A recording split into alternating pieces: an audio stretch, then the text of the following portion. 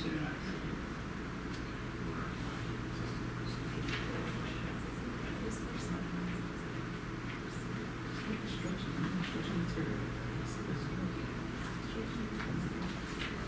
Check 1 2. This is mic 1. Mic 1. Check 1 2. Check 1 2. Microphone 1.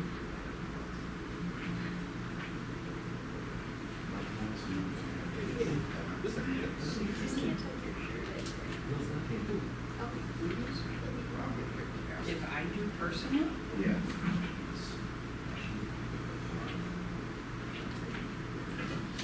I think so, yes. Check 1 2 3. 1 2. On the website, on the main website, it's not what you I mean, it's on there. well, yeah, you got to You navigate gotta through. go in, yeah, I mean, it's. Super mic 1 2 3. Super mic. It's a detail.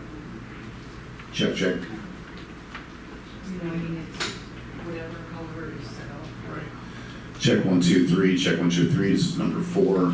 President mic.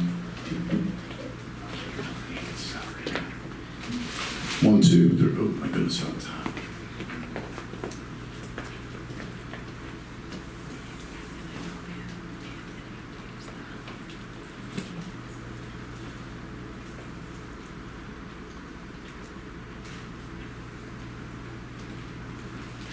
Okay, this is mic 5. Mic 5. Turn it down a little. Microphone 4 again. Sounds a little better. Mic 3. Check check 1 2. Sounds better now.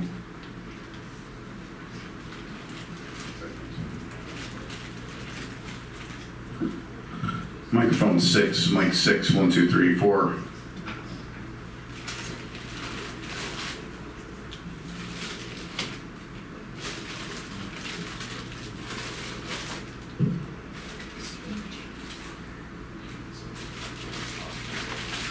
Recheck on mic 6. Mic 6. 1 2 3. Hi.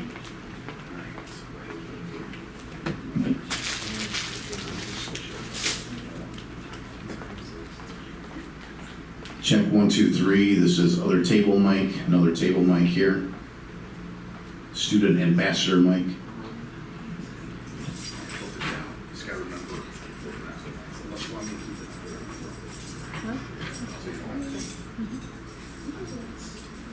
Yeah, well, they ask you to say something.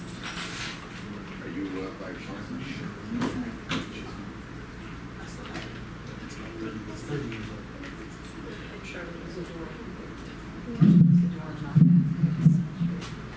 This is the podium mic, wireless podium mic for presentations, wireless mic.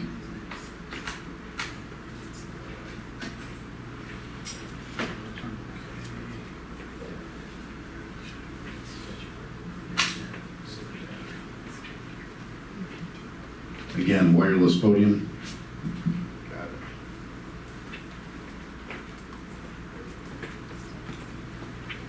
Okay, that's all the mics. Now we're going to test the graphic screen. Let's see if this works.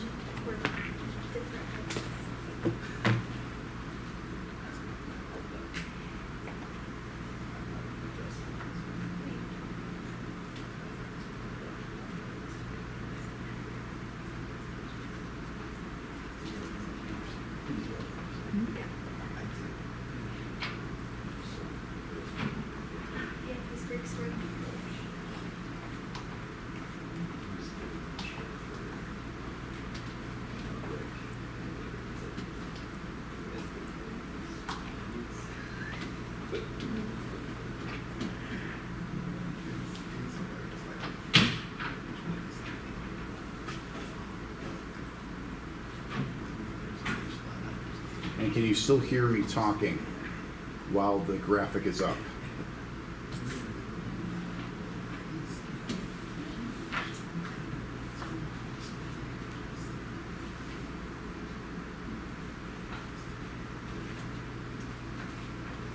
Okay, I think we are in good working order. I'm going to transition back to the camera.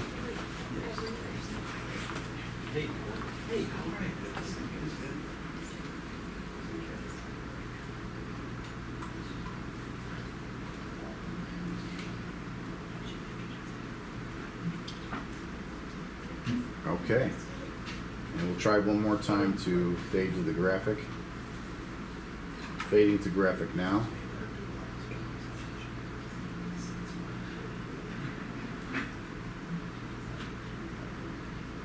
And I'm still talking. Again, hopefully you hear me clearly. Graphic is up. You're hearing me, and now I will go back to the camera.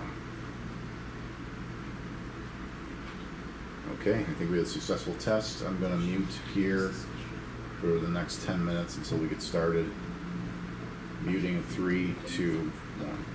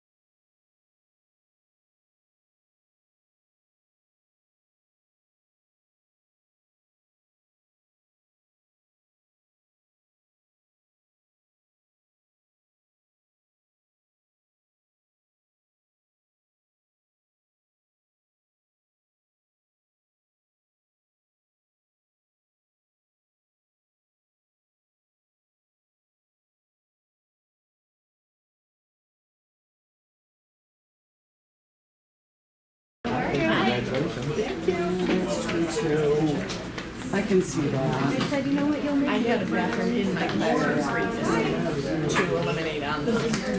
Hey, Mike. That's freezing. Hello. If I don't. There's a big protector in there, and it's a whole bunch. Oh, wow.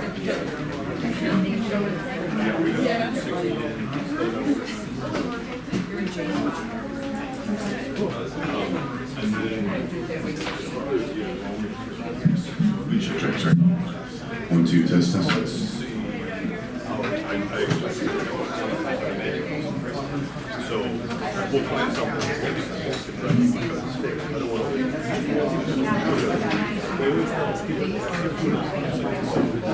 Once I get more info from them, you got it.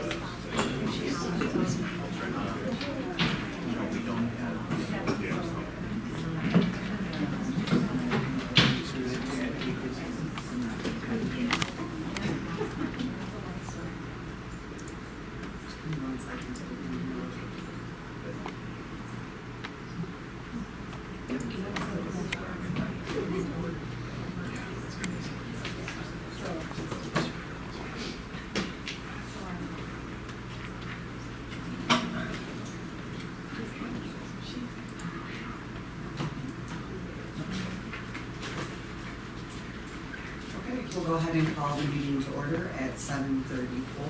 You can stand for the pledge of allegiance.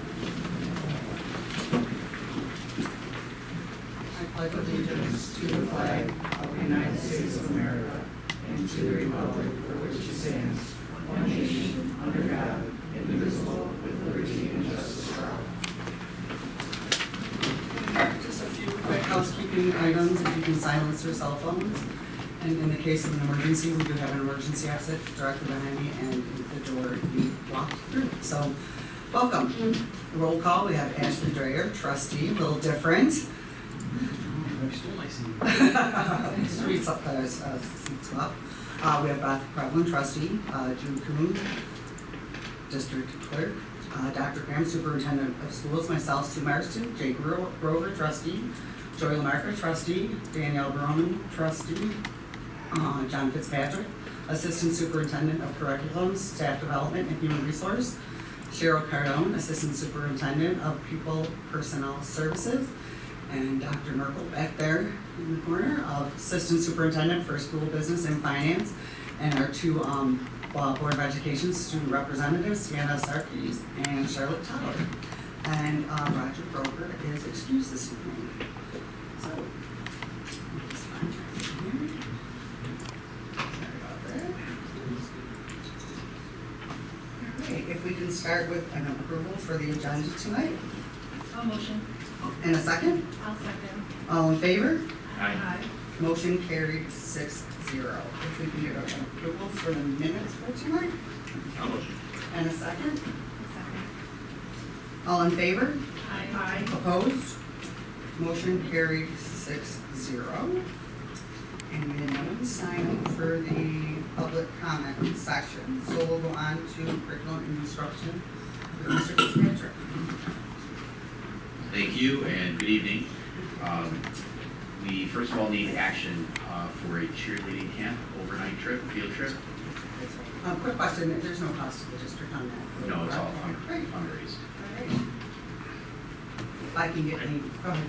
Make a motion for that. And a second? I'll second. All in favor? Aye. Opposed? Motion carried 6-0. And secondly, for your review in curriculum and instruction is the iReady Spring Report for reading and math. And I'm happy to report that we are still performing in standards that are above the national norm. And if you can take a look at, please, the the iReady report for reading. You can see all of our schools are really projected in the upper right quadrant. That's high performance, high growth. The middle school is almost there. And I do credit our principals and the teachers who have both used the MyPath instruction as well as Conmigo to help continue that growth. Great. We're gonna try and close up on this speed line, is that you? Or no? But- No, Okay. he was just getting ready for the. Oh, okay. Okay. All right. And I just want to make sure everybody knows what we're doing for reading instruction this year, because we are transitioning to make sure that we are implementing phonics at grades 2 through 5. Kate Augustine, who's a well-respected BOCES trainer, is coming in. She's already she's met with our entire K-5 staff last year. She's also she trained our principals further this summer, and will be meeting with the staff K-5 throughout this coming school year. We actually have 17 days planned with Kate Augustine. Okay. Great. And for math, we're doing the same. We have been, for the last couple of years with our iReady scores in math, we're still high performing, high growth for all schools in the district. And we're again utilizing BOCES trainer Maria La Rotunda to come in and help us continue that effort. Okay. I do want to say I am commending our principals who are participating in a new initiative that is quite a bit of time this school year. It's a Modern Learners Initiative. And forgive me, I have to read some things so that you completely understand what they're doing. Modern Learners is a research-based framework with 10 principles that transform schools from efficiency-focused to effectiveness-focused learning environments. And it's going to build their leadership capacity as we transition to the New York State Portrait of a Graduate, which will be mandatory for all school districts in 2029. Our building principals have been attending summer sessions twice a week for 1 hour, partnering with 11 other school districts across Western New York. There'll be 12 sessions this summer, and they've already begun. I think we completed half of those sessions already. I am included in all that. And then as the school year begins, our middle school principal and our high school principal will attend 20 one-hour sessions to develop their leadership capacity as it relates to the Portrait of a Graduate. And I myself will also attend 20 sessions individually too, so that I can support our principals in this effort. Okay, that's great. Any questions for Mr. President's report? On to personnel instructional. Before we go to a motion, does anybody have any questions? Okay, can I get a motion for PI 1 through PI 7, please? No motion. And a second? I'll second. All in favor? Aye. Opposed? Motion carried 6-0. Any introductions? We do.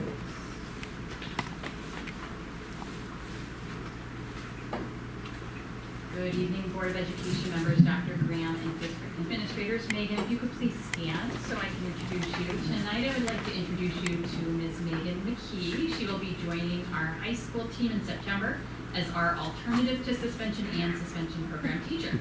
Ms. McKee has a bachelor's degree in health and physical education from Canisius College, and she is currently working on her master's degree in exceptional education at Buffalo State. She had taught in the alternative education high school program and the suspension program in North Tonawanda High School for the past 3 years.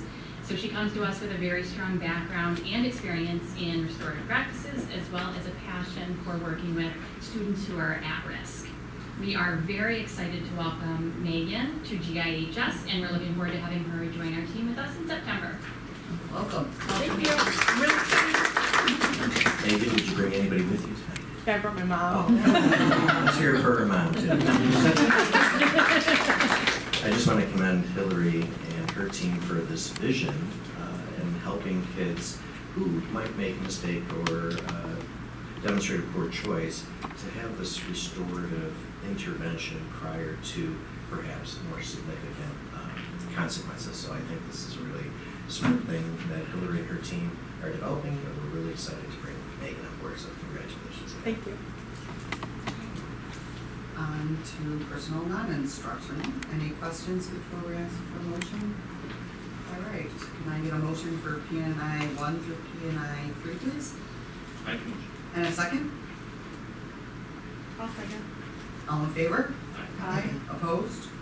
Motion carries 6-0. I just want to say to the board and our community, we're really going to miss a lot of the people that are resigning for retirement. We wish them all the best, and it's always a difficult decision. But Sonia and Bonnie, particularly, we're really sad to see them go, but we know that they loved working for us and may come back to us every now and then. So we thank the board for your support. On to finance. All right, thank you very much. So I am going to start with item G, if I may. Item G is an update on the capital project that we are working on. I'm going to invite my friends Rashawn, Libby, and Matt from Young and Wright, as well as Vaughn from Campus Construction. And we have Jessica Bianchi is joining us online from RG Timms' office. Hi, Jess. I'm going to, Jess will be available if we have any finance questions, but I am going to have the presentation up in front of us here. I did put a copy of the presentation at your seats. So, take it away. Everyone hear me okay? Perfect. Thank you again for having us tonight. Dr. Merkel asked us to keep this presentation under 2 hours. Hope everyone's in for it. Does that include Vaughn speaking for 45 minutes?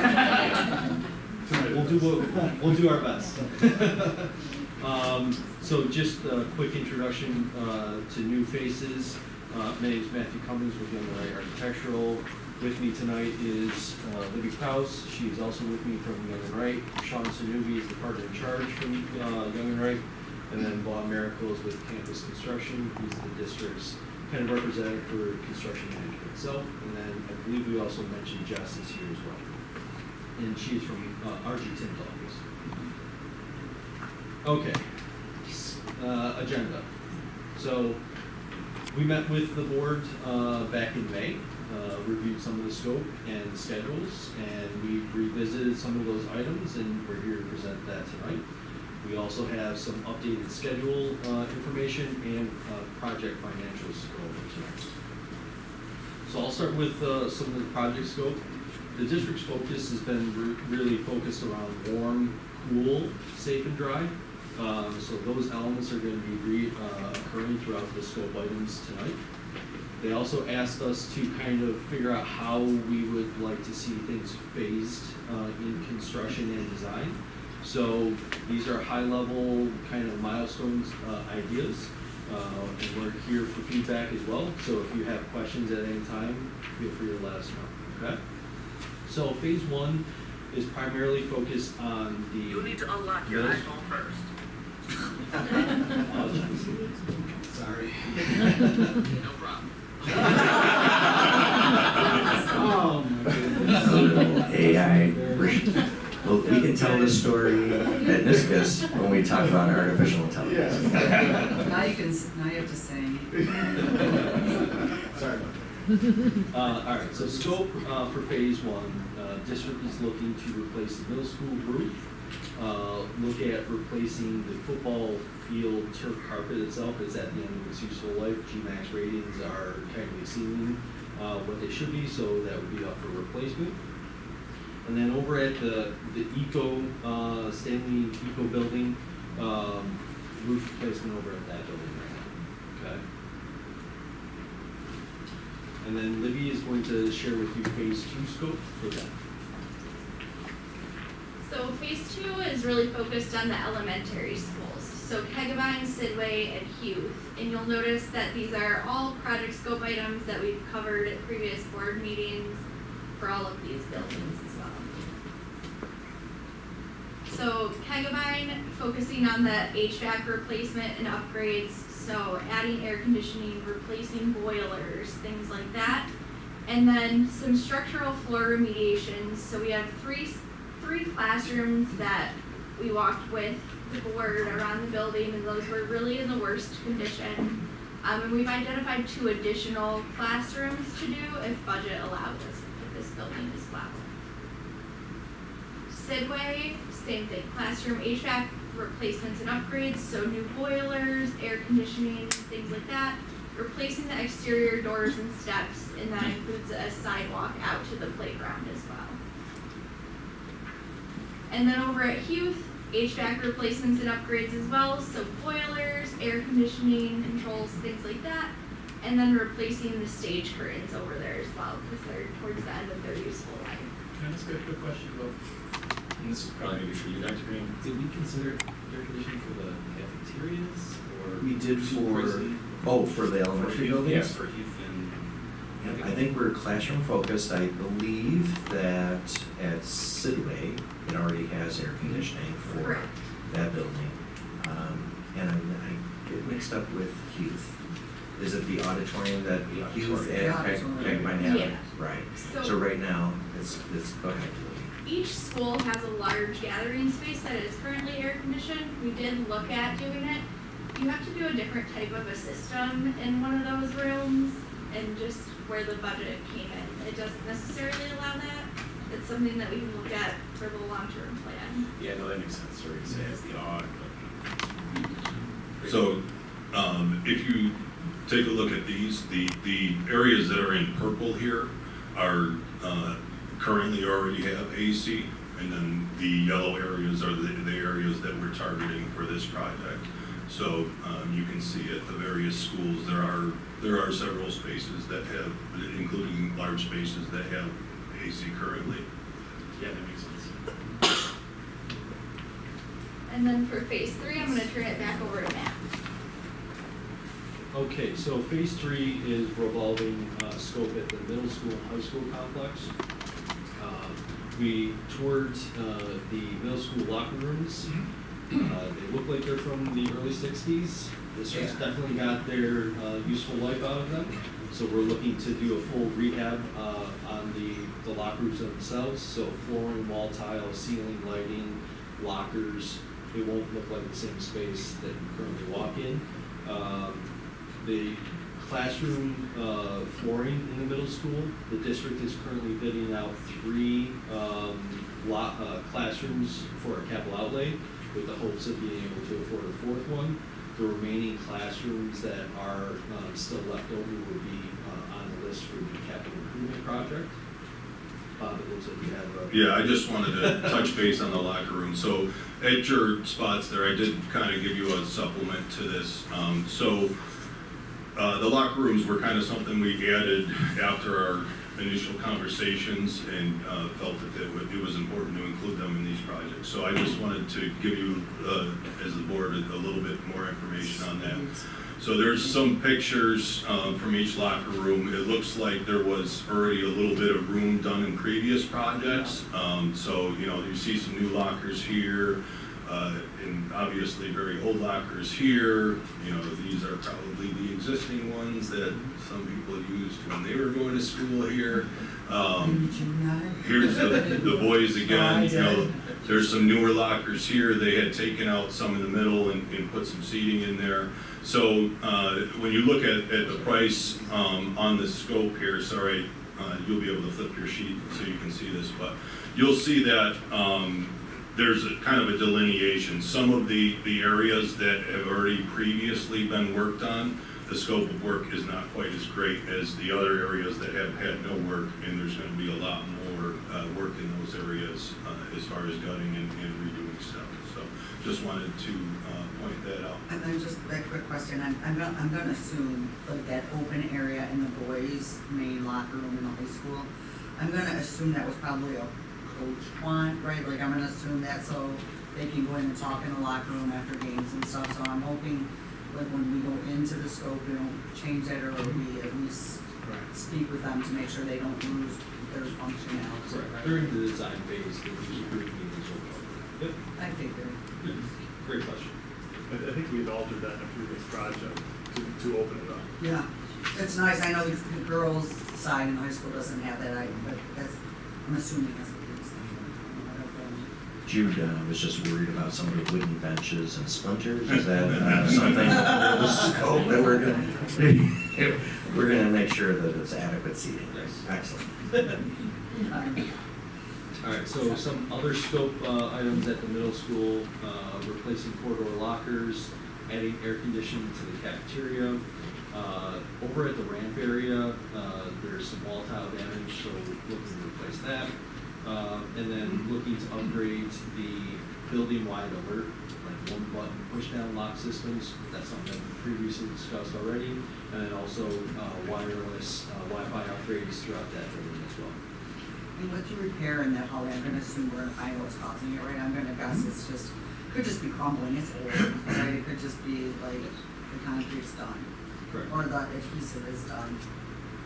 Yeah, we had included a loaded cost to take down the tile, take down the backer board, and perhaps even moisture mitigation, and then build back up. And then moving to the high school, so renovate the pool, locker rooms, gym locker rooms, again, similar fashion at the middle school. Again, similar vintage, definitely needs some help, so that they won't look the same space. The high school cafeteria and library window replacement, so those are at the end of their useful life, and those were identified as a part of PCS. So the district's looking to replace those. Again, corridor replacement for the lockers, Wi-Fi upgrades, enhancing some of the features in the auditorium, like projector screen and camera equipment is also in touch. Upgrades to the building-wide alert system, and then also the infamous smells with something. Okay, so we've done some investigations already. The district has already enabled some work to be done. I believe Phil was looking at replacing the existing sump pump to try and mitigate some of the smells there. They've scoped the lines to try and understand if there's any cause from outside of the building. From our understanding, there's some minor backup, but that doesn't seem to be the root of the problem. We've worked with Vaughn and his team to put in about $150,000 allowance to try and resolve some of the other mitigation, some of the other solutions that we could do, but it's a multi-step approach. I can't just fix it and say that this is gonna be the end all be all. It's similar to like that mitigation with water systems. We could certainly repipe the entire building and that solves the problem, but that really is a wasteful use of expenses. So we have a couple ideas that we'd like to be working through. It is just one of those things where we're hoping the sump pump replacement works, and then some of the work that the district has already done over the summer solves the problem. But we still have some money set aside to look at some additional items. Quick question on the high school cafeteria windows. I know there was a concern that it's like wide open, it's like fishbowl. Are we doing something to? I think one of those suggestions was some type of film that would go over those windows. Is that included? I'm not sure if it's included in this or something. It is, man, okay. I just know there was a concern from our principal. Great question. Okay, that really wraps up the scope aspect for the project. Any questions related to scope? Yes. Just so I understand, in phase 2, where we're talking about the HVAC, these classrooms that are, or areas that are in yellow, they will have air conditioning? Yes. Just making sure I understand. Yep. Thanks. No problem.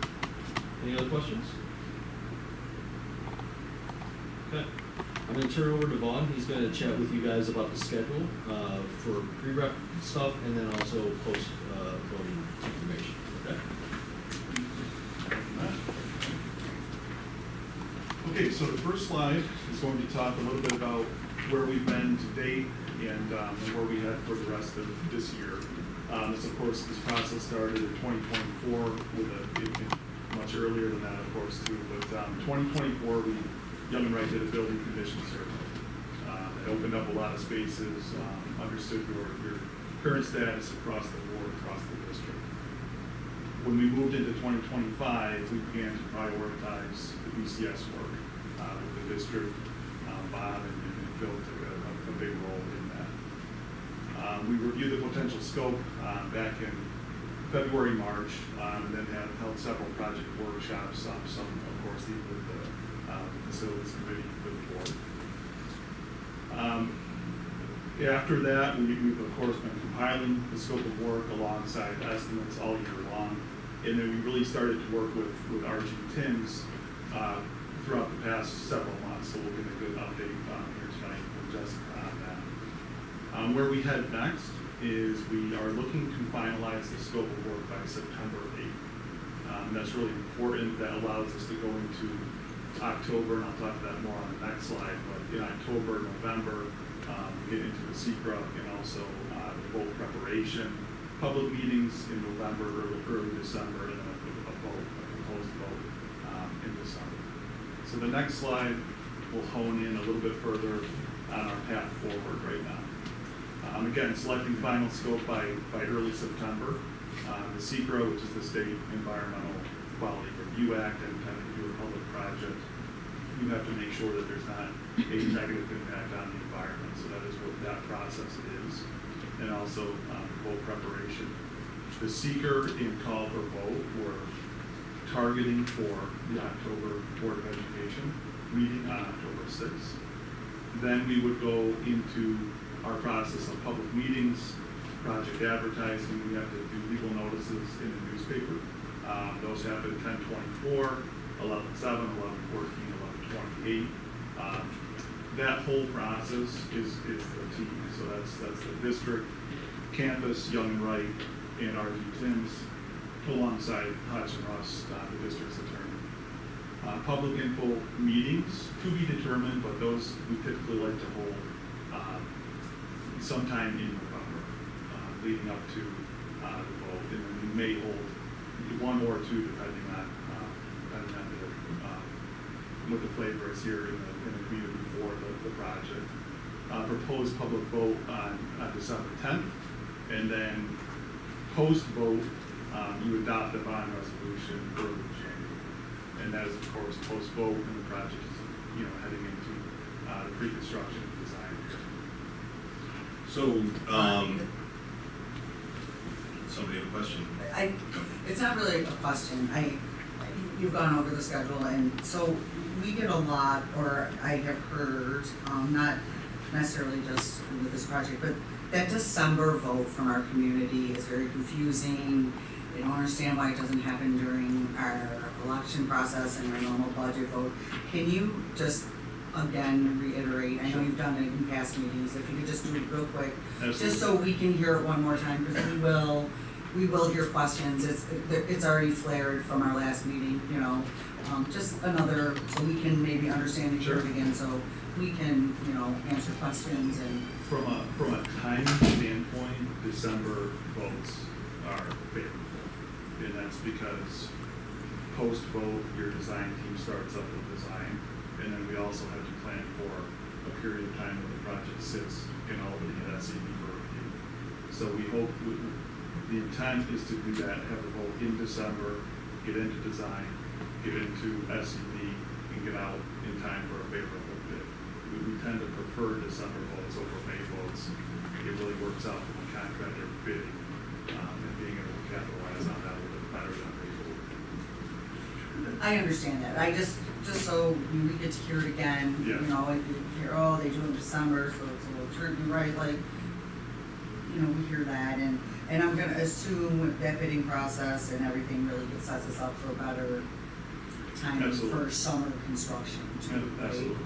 If you have time, it's better to plan for a December vote in our experience compared to May. And so I had some conversation around this earlier too. The ideal time to be bidding this work is like in the fall for the following summer. If you're bidding that work in the spring, right before the summer, a lot of the prime contractors are already obligated, and there's not as much competition in there, so you don't typically get as favorable of a bid in the spring as you do in the fall. So that plays a big part of it as well. No, I appreciate you doing that again. It's just, we do get a lot of questions. It's an odd time for a vote, and it will just help us be able to manage that question, because we will do it. Yeah, absolutely. It's a great question, it's great clarification. I would also add, with the stadium being done at that point, that there will be more contractors hungry for work. Orchard Park Stadium. But I think that will also inspire competitive bids for this project. I Absolutely. hope. Absolutely. Yeah, time is well. I have a question. Yes, ma'am. I'm sorry if I missed this, but what's the requirements for the public vote to pass? Like, is there a minimum threshold of number of voters? No, I believe it's just. No, it's just a Just a- simple just- majority. Okay, Majority. Yes, Okay. a simple majority. all right. I did put another copy of this timeline that Rick Timms' office provided to us, just to kind of go back over the timeline again with everybody. I've had a lot of conversations with our attorneys on the secret and things like that. So, this original timeline that he provided us is actually almost right on the money. So, if you look at number 15, that's the voter referendum. So December 10th is the date that we're looking for.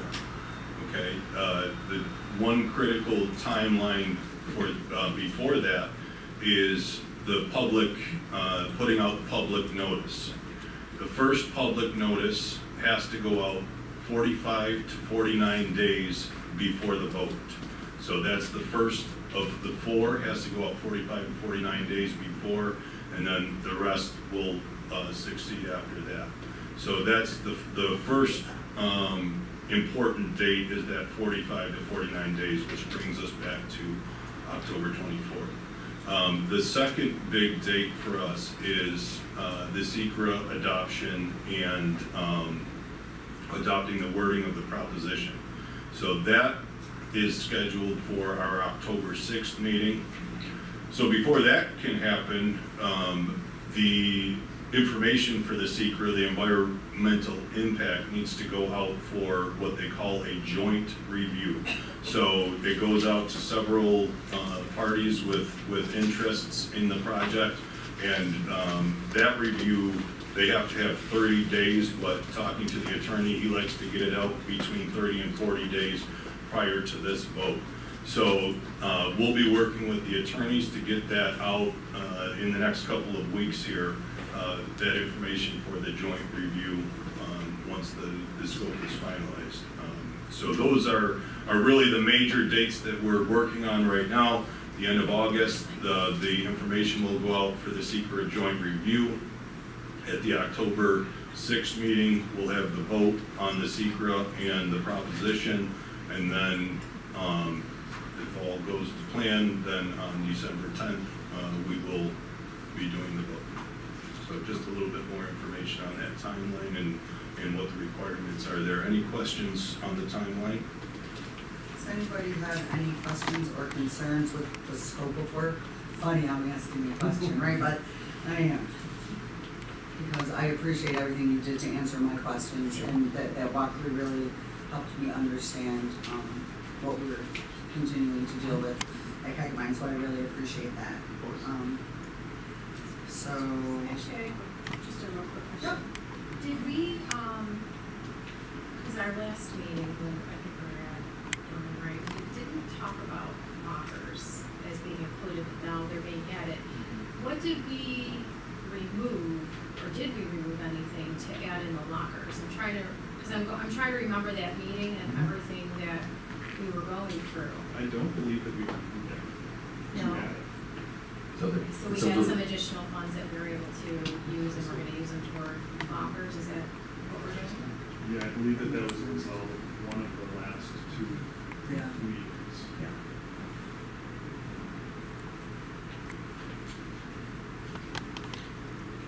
So, what is next? So we discuss it here. Well, Yeah, we'll well, carry on. And then a couple more slides, and then Jessica's component tonight is. We will not is a large discuss. Sorry. All right, so the next, really quickly, our proposed phased schedule moving post-vote. I did want to touch on this quickly because we talked about the scopes in the phases earlier, but we didn't talk about why it's phased. So why it is phased, it's a very large project. So we want to chop it up to show you projects sooner. It's really the biggest reason. The items that we put into phase one, we put them in there strategically. One is safety, so the turf carpet replacement is a safety item. Two, we want to be able to get the aid flowing. So we put big scopes of work like the middle school roof, eco, and the turf. In this phase, those 3 scopes of work are relatively, they're faster to design. So we can get them designed, get them into SED, get it approved, get a bid out, and show you projects sooner, or show you results sooner within the project. Phase 2, we just assume that the AEC is a big component of this project. So we wanted to get that design kicked off immediately. So that's why those scopes of work fall into phase 2. And then once we get done designing phases 1 and 2, we design the rest of the work back in this complex. So that's why we took that approach with the 3 phases of work.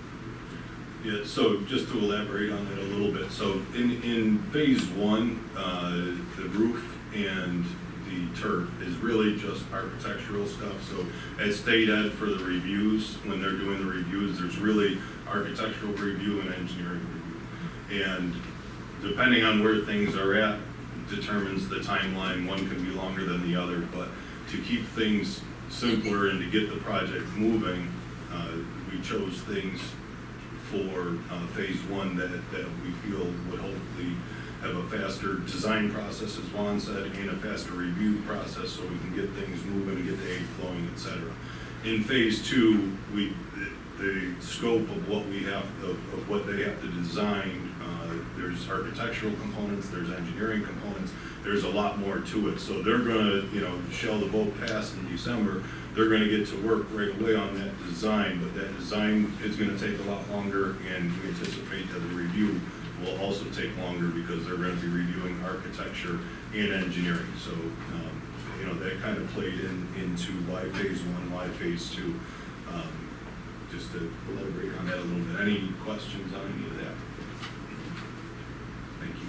And Bob, I think there was a financial savings by doing the phases, is that correct? Correct, and we'll talk about that right now, but yes, so typically when you're doing a project, you borrow the lump sum at the end of the project and pay off your other loans, so you'll take smaller loans during the project so that you're not paying interest on that huge sum. So you take a smaller loan, they call that capitalized interest. So we had about $3 million and a little bit over 3.5 of capitalized interest built in a prior financial model that we had for the project.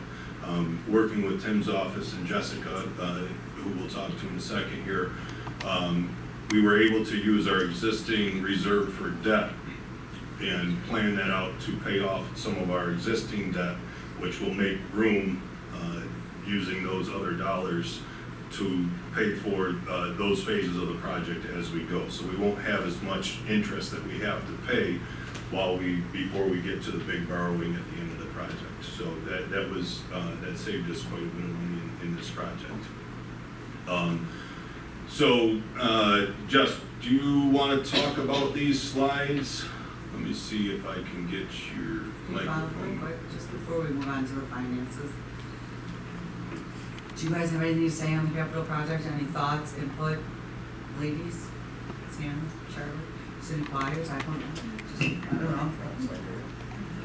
I Sit think- quiet, you can interject at any time, but. I think it's a really good idea, especially the locker rooms are really outdated, and it's hard to, a couple minutes before and after gym class, have to open the lockers. Especially we have to bring our own locks, and I had a couple of issues with mine this year that it was stuck and I couldn't open it, so she actually had to cut it off. Whereas the newer lockers have the built-in locks, which is nice.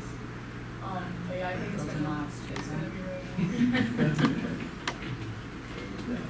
Yeah, I agree. I think it'll be really great, and especially the air conditioning, the elementary classrooms. I think that's really great. Thank you. You guys can speak up anytime, you don't have to wait or share thoughts or whatever. If you lean towards the microphone, we know you got something to say. Or just stare. All right, Jess, let me get back to the presentation here. Thanks, Tom. So I'm not sure if we're gonna play over the top, so let me figure out where my speakers are on this thing, and I'll try to get the microphone close there.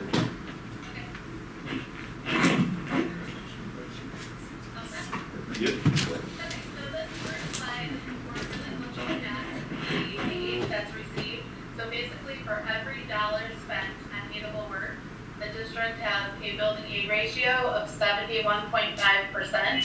So basically, that means 71.5% will come back in state aid, and then the district would be responsible for the other 28.5%. When we look at the next slide, this is really talking about the tax impact of the project.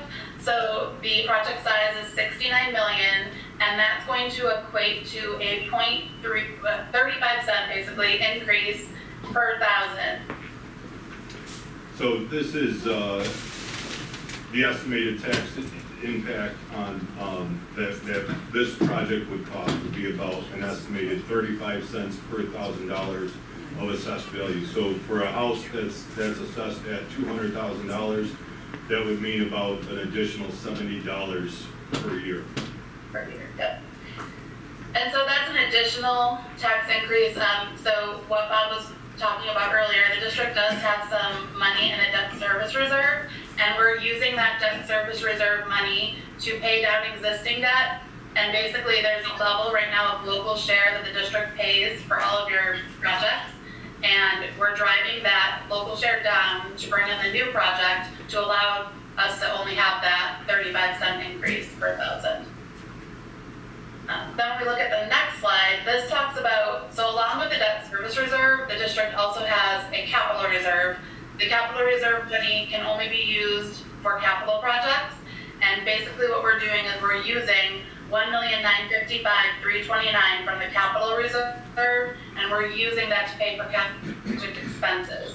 So 69 million, you won't need to borrow that $1,955,000 because that money will be coming from the capital reserve. So it reduces the amount the district has to borrow and reduces the interest you have to pay long term in the borrowing. And then this next slide talks about the maximum cost allowance. So at each of your school buildings, the state assigns a certain number of what they call building aid units. Those building aid units are then used to calculate an aid ceiling. So basically a maximum amount of work that they will aid at each of your buildings. So if we look at the middle high school, it talks about a maximum cost allowance of 87.5 million. 70.2 million is available to be used towards construction, and then 17.3 million is available for incidentals. I should also just mention that included in the incidentals would also be any site work. So any work that you do on parking lot, fields, sidewalks, anything more than 5 feet from the building also has to be included within that incidental aid ceiling. So you can see there it goes through the aid ceilings for all of the buildings. So obviously the aid ceiling available at the high school is larger than the elementary schools, and we look at all of that too when we're talking about phasing, and because basically you have that maximum cost allowance for 5 years, and every 5 years your project will roll off, so that aid ceiling refreshes after 5 years. And then the last slide just it summarizes everything we just talked about: the maximum cost allowance, the building aid ratio, the capital reserves, and then the 35 cent tax increase. Any questions on the financial portion of the project?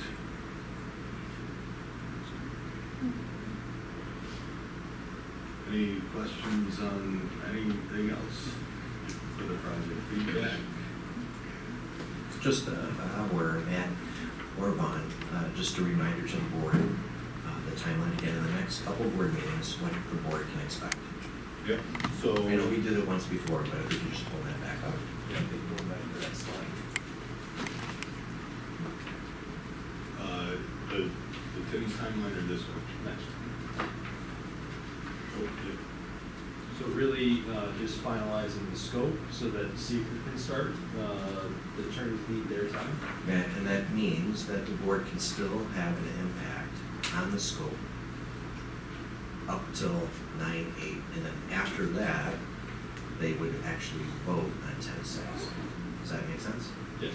Okay, just want to make sure, so go ahead. I would probably say that we want the scope to be done by our next meeting, August 25th. Okay. We won't necessarily vote on that Right. scope, because we shouldn't vote until October 6th. But the board can Correct. take now until the next August meeting Correct. to bring any additional scope Correct. or subtract scope. Correct. Okay. Because then we will be, after that meeting, at the end of August there, we'll be starting our secret joint review, getting that information out, so we won't want to make any changes once that is out for joint review. So it says select final scope by 9/8. Just want to make sure that everybody's clear. Really, it's August that we're Yeah, hoping for. August Our, 25th. yeah, our next meeting, it was August 24th. 25th. So, August 25th, so I guess if you guys have questions, concerns, thoughts, we really should talk about them today, because we don't meet again until they're gonna really want our final scope. I will say for myself, I'm done. I'm fine. So, I mean, I can say that I will be making or having no more questions or thoughts. So I'm very happy with the scope, everything looks great. So I will be fine at the next meeting to actually vote if it's needed, right? I don't know how everybody else feels, if anybody's got questions, concerns, I think, we touched on a lot of what we're supposed to do, the air conditioning, the maintaining our facilities, which is one of our main jobs as a board, yeah, I mean, I don't know if anybody else has anything they wanna add. I'm fine with I do appreciate that. Thank you, Sue. Thank you. That's so important. So for the board, Because it would be me. one last conversation at the next meeting might be like, we're still good, right? There's really no action. It's just a thumbs up, let's keep moving forward. And then that will outline how we communicate for the seeker, right? And would that timeline change based on what you heard today? Or are we still looking for the timeline to stay the same, except for 9/8? We're still looking at 10/6 and so forth, right? Nothing changes. Do we need to do an official vote then, is that, On the 6th, yeah, it's important. so it has to be done on the 6th? Correct. Okay. Yep, yep. And I'll double check with Paul Mioski, our attorney from Hudson and Rush, before the next meeting and make sure there's nothing else that we need to do before October 6th. Okay. And I'll make sure I communicate that to you guys. It sounds like everybody's kind of in agreement with the scope. That's great, right? Very good. So I would ask you to go to the slide that shows how phase 3 starts to wrap up. So this is really important for our Board of Education. You heard from Jessica and our team that the maximum cost allowance reset at a certain time. Would that time be after 2030? It would, like 2032 or something along those lines? It's every 5 years, Every 5 years. Go ahead, Jessica. Sorry, it's every 5 years from each SED approval date. So let's just pretend phase 1 gets approval in December of 26. That will reset in December of 31. Then the same thing for phase 2. If that gets approval in December of 27, that will reset in December of 32. So it's every 5 years for the SED approval date. Jessica, that's excellent. So for our board, it's very likely that I may not be here after 2030. Okay? And some of you may still be on the board. I just think it's super important for this board to understand that somewhere in the 2031, 32 year, we should be, as a board, as a governing body, looking at the next capital project. And I know that may seem like it's coming up fast, but if we really want to continue these improvements that we're doing at the elementary schools here at the middle and high school, it's just really important for the board to set that as a goal. The other thing this board has done extremely well has been the governance of our budget and maintaining a budget that meets the needs of our district and the community. To that end, I want to thank the board for your consistent approach to budgeting, and I also want to thank Bob and Rick Timms for working together to better understand the capital reserve, to have $1,900,000 in there, right, based on the hard work of this governing team, so that we can apply that to this, if this project's approved, apply it here. And that same hard work will continue for the next 6-7 years to build up that capital reserve again for the next budget. So, Bob, am I saying that all correctly? All right, I gotta look, make sure. But it's super important for this board and to document that we should feel comfortable in about 7 years or so coming back and developing another project. And we might get that started earlier, right? 2030 maybe, or Matt saying earlier than that, but to begin the conversations, right? Because there will be other scope, there will be other work, building condition work that we need to address.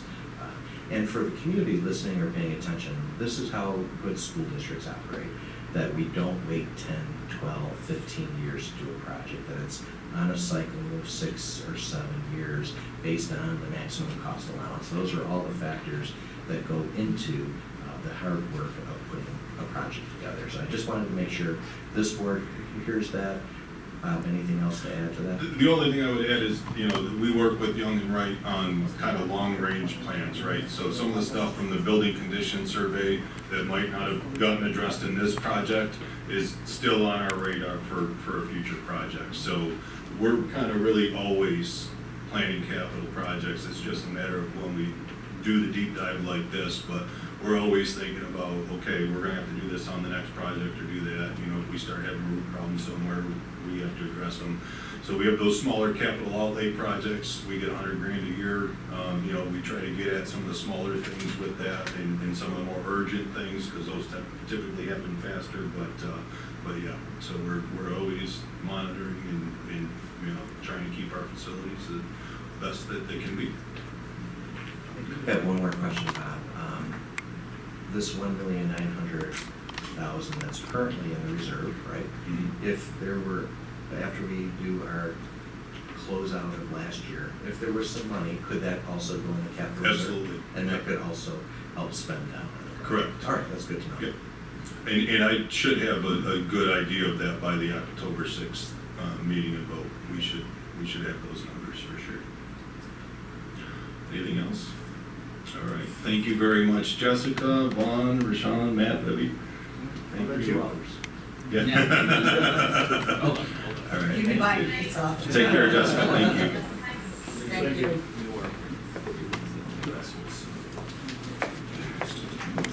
And for Megan McKee and her mom, if you guys wanted to go get ice cream or something, or you can stay for the most exciting part of the board meeting. You know Thank how you, guys. awesome these meetings Thank are. you. Thank you. Welcome. Good luck. Now we're going back to the finance agenda. Let me just get my stuff together here real quick. All right, so back to the finance agenda. We have items A through F that will be up for action tonight. Item A is just the approval of the high school science bids. Item B is some obsolete materials at Kegabyne. Item C is a donation from the Leslie Morris Fund. Item D is to accept the auction results of some items we had on Auctions International. And then item E is the certification of the school tax budget and the tax rate, which I did want to discuss that last item real quick before I ask for action on these. And I have a question for D too, Okay. before we take a vote. Do you want to ask that first? Go ahead. I just, can everybody look at that really quick on the board? Can you open the attachment and see Okay, hold on for the a bus. bids that, I mean, we got $500 for a bus. No, it wasn't for a bus.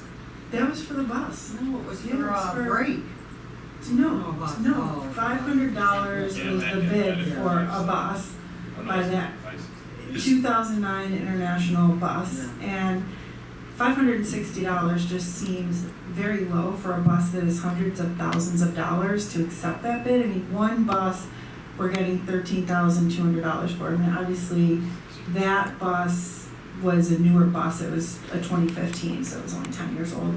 But the 2009 International bus, $560. I'm super uncomfortable with accepting a bid that low, and I don't know if we can put it back out to bid to try to get a little more, but these buses are just so, I mean, they're hundreds of thousands of dollars, and then to get $500 for it just doesn't seem like, it seems like we could do better is all I'm thinking. I completely understand. That is a very old bus by any kind of standard. So typically, we have a 10-year life cycle on buses. That one's been around a lot longer. the full-size buses just don't get much at auction. $1,200, $1,500 is usually about all they go for. There's not really much that they can do with them. And for us as a district to try to keep those buses around and to keep them passing the safety inspections, our costs are very significant. I'm not suggesting we keep it around at all. I'm suggesting, can we put it back out to try to get more money from it at auction? Because it's just such a low bid. Yeah. I've never saw one that low before. Does that bus run, Teresa? It does not run. Okay. It's So purely Something specific scrap. about that bus, maybe that. It's been our bus that we've had the sign on there for bus drivers needed for 10 years. So we saved it as a 2009. We really have kind of saved it in the timeline because of the opportunity when the electric bus came in. You needed a 2009 to do this federal kind of grant that came in when in consideration, and it wasn't in consideration. So it stayed in our lap. Now it's strictly only meant for scrap. Okay, so it doesn't run. It does not. Okay. Yeah, so we've kept that around the last couple of years, because when the incentives were coming out for the electric buses, there was a certain incentive for scrappage, like Teresa referred to. So if you had a bus that was, I think it was pre-2013, then you could get an extra like $40,000 or $50,000 if you put a hole in the engine block. That wouldn't have met the criteria for us because they had additional criteria that the bus had to be, it had to do X amount of miles or X amount of runs during the school year for the last couple of years, and we haven't used that because it hasn't been able to do that.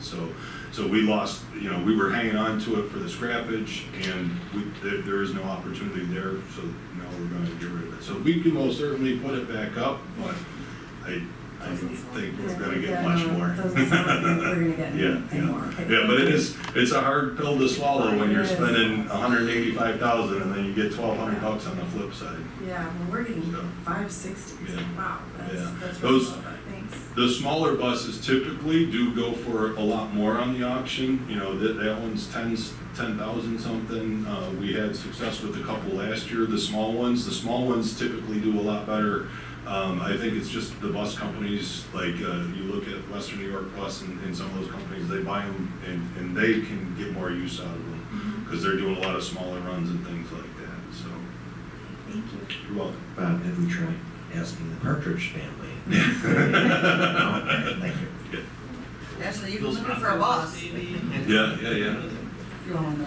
Wait, it doesn't run.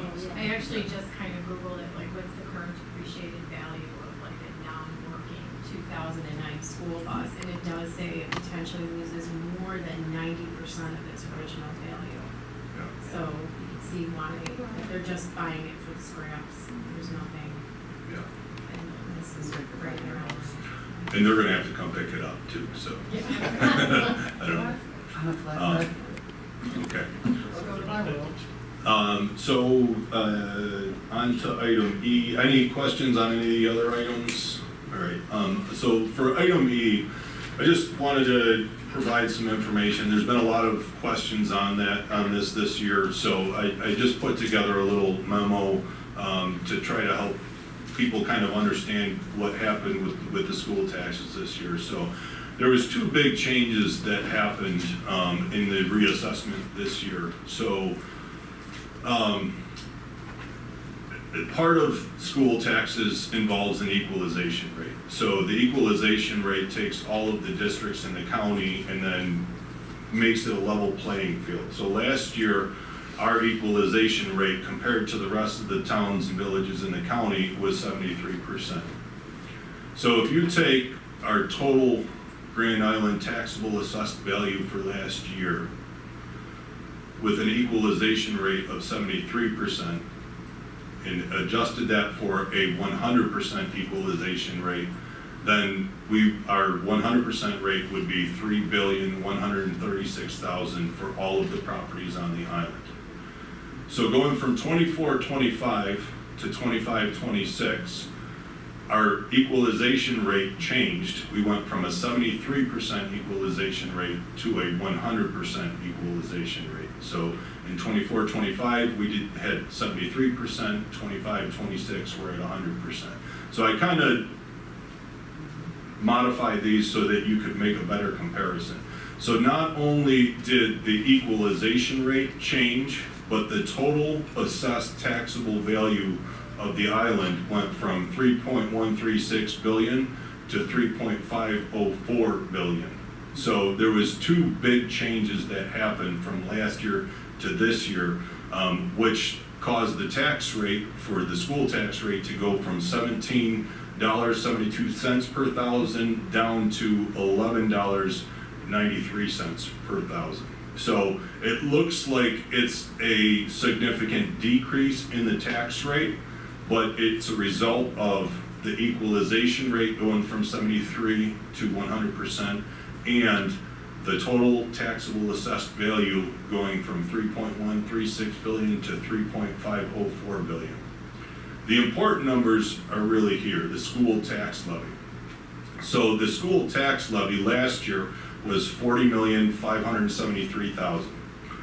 When you figure out the tax rate, you take the total tax levy and divide it by the assessed value, which gives you, and then divide by 1,000, which gives you your tax rate per thousand.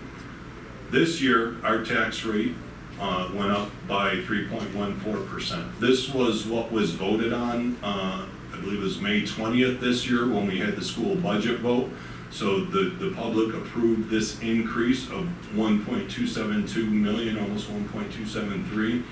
So they approved that. So now this increased total tax levy for the school district is spread out over a much bigger base, or a much bigger taxable assessed valuation, which decreases the tax rate significantly. So I just wanted to provide some information. So if you look at a $200,000 home, the school tax last year for a $200,000 home would have been $3,544. This year, if you adjust that same $200,000 for the equalization and then multiply it by the new tax rate, then your tax bill went up by about $111. Your tax bill went up by 3.14%. So your taxes would be $111 higher, which is your portion of this $1.272 million increase. So I'm just trying to break it down, show some of the math behind what happened, put a little narrative down there as well. I'll put this up on the district website just so people can access it. And then there's some calculations here that just show you, like last year, if you want to calculate your own, the different values from last year and this year. So if you want to compare last year to this year and see how that might have changed, just some useful information. Any questions on that? No, thank you, that's makes sense. Absolutely. Just real quick, Bob, before the motion, that BOCES IPA program, is that a program we're continuing, or is that something new? So the IPA is an initial, it's a purchase arrangement. I can't remember what the I stands for all the time. That's okay. So basically, we're purchasing computers, laptops, it's to replace, that's how we usually acquire most of our electronics and stuff. And that's how we are continuing our Chromebook 1.1. Correct. So we'll be replacing some of that. We replace our servers. We do most of that through BOCES. They give us a five-year purchasing option for that. So that's a normal thing that we are normally doing. So typically the way we do it is every year one falls off and one goes on, and we try to keep that as long as we can. That's what that I just was. Yes, ma'am. And then I saw the Chromebooks at the bottom, so. Absolutely. Great. Anybody else have any questions for them? A through E? A through F. F is the BOCES IPA. Oh, sorry, Right, yes, that's A okay. through F. Thank Can I you. give a motion for finance A through F, please? I'll move. And a second? All in favor? Opposed? Motion carried 6-0. I just really Thank don't you. want to quick, just make mention to the donation from the Leslie R. Morris Memorial Fund. That's been, I think we're in our 11th year, right? It's rotating $500 donation to our libraries. and every year it goes to a different school. I believe it's Kagabine this year, and it's just a great donation, and his wife is just fantastic. She attends our joint PTA meeting. She's just very excited, and it's just a great gift and a donation to our school district. So I just wanted to just take a moment and recognize that and say thank you for her continued support to our district. On to Two quick items. We do still run CSD and CPSC meetings in the summer, so that I can have action on those two, please. and a second? I'll second. All in favor? Aye. Opposed? Motion carried 6-0. Thank you very much. On to Dr. All right, Graham. thank you very much. So, I know I've mentioned this several times, but many of us don't take off in the summer. It's a very busy place, and we're really appreciative of the board supporting our summer school programs, our academic intervention programs, our new Viking Voyage program, our program to support children who have English as a second language, our special education summer school program. So there's a lot happening, and today you'll see some photographs of some of the work and good work that's happening. Starting off just with a reminder to our board and the community that Brett Banker a year ago brought to our district the Grand Island High School Athletic Hall of Fame, and this is going into year 2.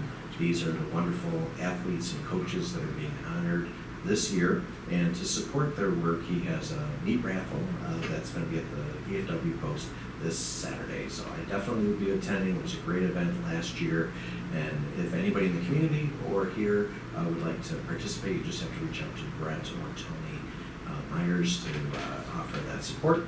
And I know we pushed out something to the community today, so I think it may have generated some interest from the community. So, and I just for the board to understand, some of the money that they're trying to raise is for a kiosk that would live in the Viking Mall, where people can go up to the kiosk and look at the biography, maybe look at some photographs of some of the previous people that were honored, and we think we'll be able to put our distinguished alumni into that same kiosk, so it'll be a kind of a living, breathing place where people can appreciate the good work of our students from the past and all the good things that are happening. So we really support that. I think Bob, I don't know if Brett has asked you or told you, but they're looking. This kiosk is going to be above $20,000, somewhere around that range. So they're ambitious. They did raise a good significant amount of funds last year. This is their second attempt to get closer to their goal. So we appreciate everybody's support for that. I know all of you, the board here, really appreciates the work of our school-related professionals. I took a few pictures of our team and also students who work in the summer to support our schools. Just moving equipment in and out of classrooms, the floors look amazing. I know we'll get a little glimpse as we exit today and look at the wonderful work that this team is doing for our students and our community throughout the summer. And as we all know, this summer's been pretty hot, so they've been really working hard. And these are some more pictures and the work that goes on in the gymnasiums to make everything sparkle and look great is really appreciated by all of us. And our transportation department is super busy.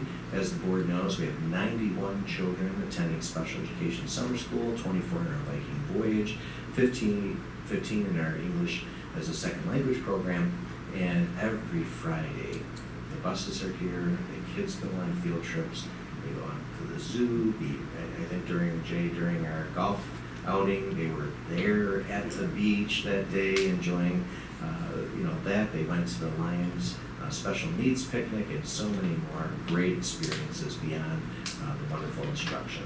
And a lot of that's supported, of course, by transportation. We thank transportation for all of their support. And remember, it's not just bus drivers, it's attendants, it's nurses that travel with our students.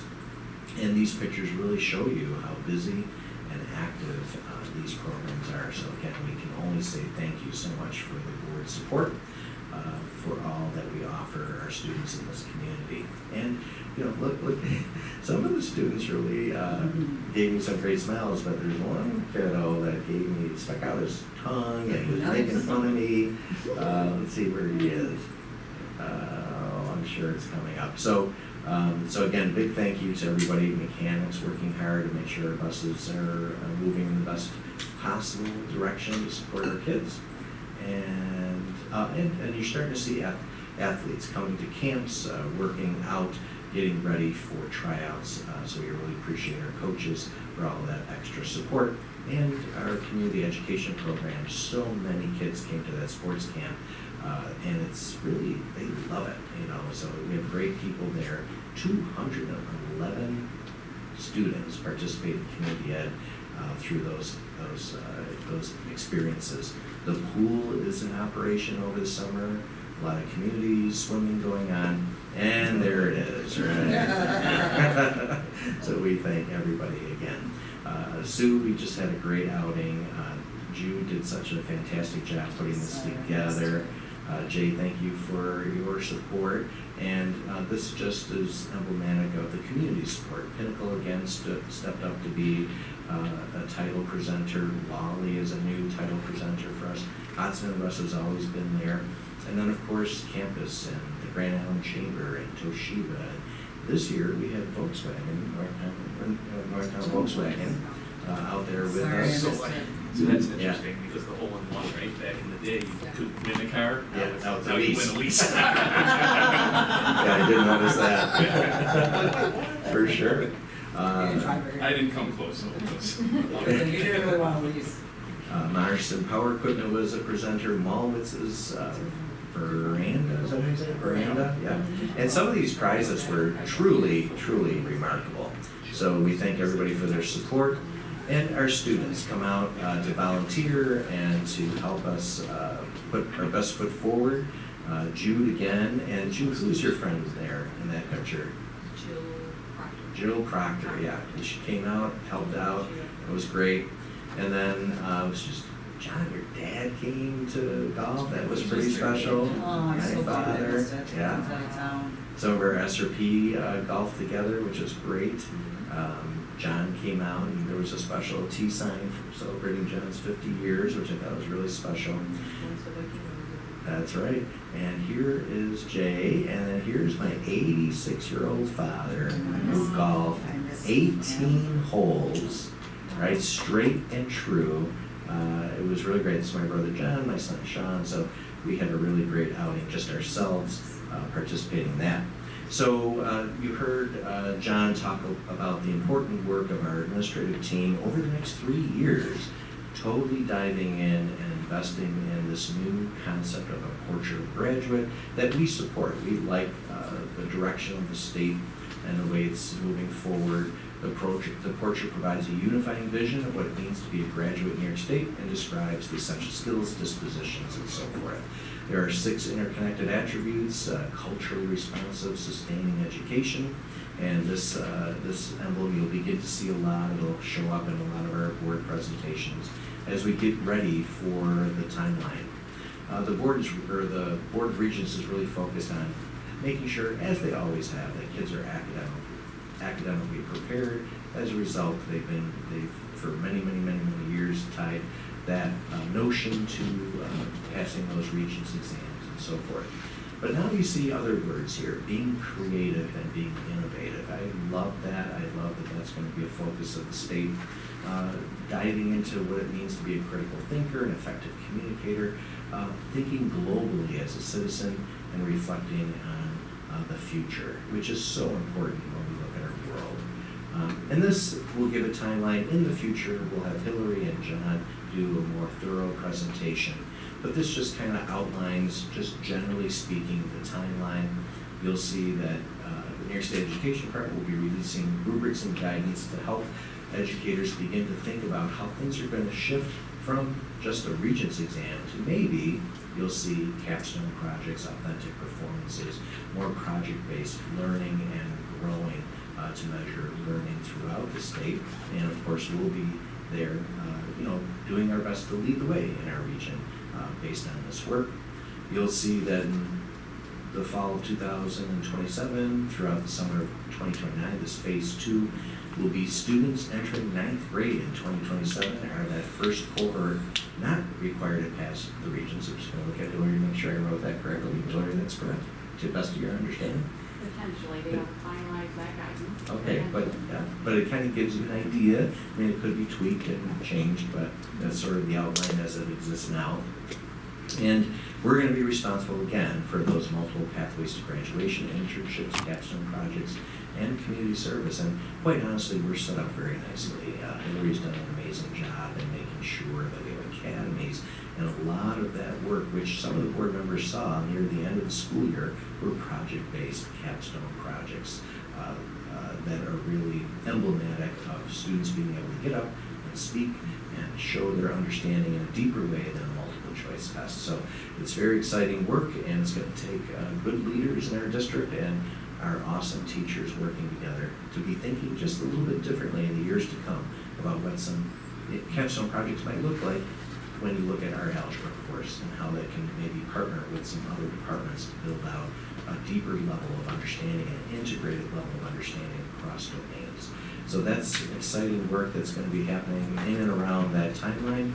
And then beyond 2029 in this phase 3, full adoption begins. Students entering grade 9 in 2029 and 2030 will probably be deeply embedded in this. And we might see a little bit of work, a little precursor to this in the middle school, giving 8th graders a chance to engage in some of these capstone projects. Very exciting work.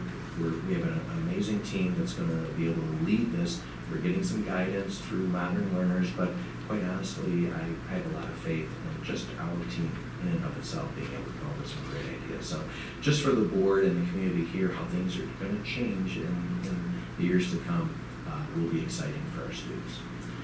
And then as the community knows and our board knows, we always have that Viking tip line available on our website. Any person in the entire community can click that Viking tip line and give us a tip of something regarding safety of our students. So we encourage everybody to use that if needed. And of course, if you want to email the board, it's boegi@gicsd.org. Any questions about any of those slides? All right, thank you kindly. Okay. We didn't have anybody sign up for the public comment session for general items, not on the agenda. So we'll go right into the committee of whole items and information roundtable. We'll start with you, Ashley. I'm all set, thank you. Okay, Bob? June? I just want to thank everybody that came to the golf outing and all the sponsors. It was a great time. I'm sorry. We I raised missed it. 5 minutes, and it was great. It was good. I'm sorry. I No, missed oh it. my gosh. Jay? No, thank you, Duke, for dragging me out there. It was super fun. So, I may or may not have had a fan. You're coming, let's go. Joy? Danielle? Okay, thank you. Just two quick things. Number one, on that table back behind Dr. Graham there, is the cell phone cases that we were able to get. So the original one did not have availability, but thanks to Phil and his crew, we were able to get 160 of these cabinets, which we will be working to install. We were happy with these. They seem to be a bit sturdier than the other ones and stuff. So those are here, 160 of them, and we will be working with Ms. Kratz-Harvey and Dr. Palachi on where the teachers want them mounted, et cetera. And then just to reiterate what Dr. Graham said about transportation, the district office staff, John's team, Cheryl's team, my team, it's been busy this summer, to say the least. I know for my staff, we've done over 700 purchase orders already, and Cheryl's staff's been doing summer school, getting ready for next year. John's staff has been doing new teacher orientation, et cetera, et cetera. Transportation's been buzzing over there. Phil's crew has been doing a phenomenal job getting the schools ready for us. So just a shout out to all those people for all their hard work over the summer. A lot of people think that the summer school shuts down in the summer, but there's still a lot of important work. So thank you to all those folks that are still working hard through the summer and getting us ready for another successful school year. Sienna? Charlotte? Just one thing for the board, every summer, our team here has to post our district safety plan. That's currently on our website. It's anybody who visits our website, there's a link, a Google form. If they have comments about our district safety plan, they can share their comments. Additionally, I'll be staying here late next Tuesday in case anybody from the community wants to come and talk to me personally about our district safety plan. So that's an open invitation. After that, I'll be bringing that plan for final approval by the board. So just And just as a matter of dates, our next Board of Education meeting is August 25th. So with that, I will take a motion to adjourn the meeting at 8:53. I'll motion. Oh, and a second? All in favor? Aye. Opposed? Motion carried 6-0. Thank you. Have a great night. I got you. Sorry.